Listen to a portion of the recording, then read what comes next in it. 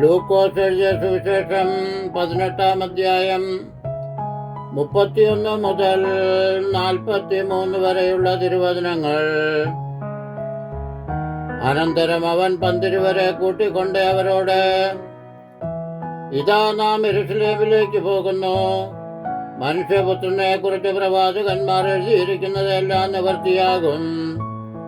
അവനെ ജാതികൾക്ക് ഏൽപ്പിച്ചു കൊടുക്കുകയും അവർ അവനെ പരിഹസിച്ച് അപമാനിച്ചു തുപ്പി തല്ലിയിട്ട് കൊല്ലുകയും 3-ാം നാൾ അവൻ ഉയർത്തെഴുന്നേൽക്കുകയും ചെയ്യും എന്ന് പറഞ്ഞു. അവരോ ഇത് ഒന്നും ഗ്രഹിച്ചില്ല. ഈ വാക്ക് അവർക്ക് മറവായിരുന്നു. പറഞ്ഞത് അവർ തിരിച്ചറിഞ്ഞതുമില്ല. അവൻ യെരിഹോവിനടുത്തപ്പോൾ ഒരു കുരുടൻ ഇരുന്നുകൊണ്ട് വഴിയരികെ ഇരുന്നിരുന്നു. പുരുഷാരം കടന്നു പോകുന്നത് കേട്ടു. ഇതെന്തെന്ന് അവൻ ചോദിച്ചു. നസ്രായനായ യേശു കടന്നു പോകുന്നു എന്ന് അവർ അവനോട് അറിയിച്ചു. അപ്പോൾ അവൻ, യേശുവേ, ദാവീദ് പുത്ര, എന്നോട് കരുണ തോന്നണമേ എന്ന് നിലവിളിച്ചു.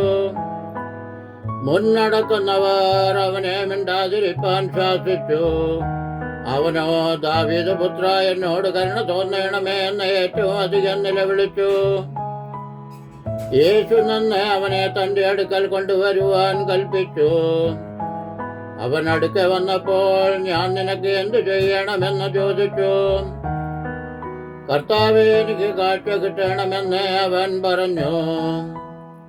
യേശു അവനോട്, കാഴ്ച പ്രാപിക്ക, നിന്റെ വിശ്വാസം നിന്നെ രക്ഷിച്ചിരിക്കുന്നു എന്ന് പറഞ്ഞു.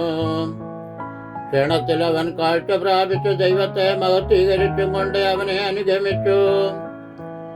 ജനമെല്ലാം കണ്ടിട്ട് ദൈവത്തിന് പുകഴ്ച കൊടുത്തു. ബാരക്കുമോർ.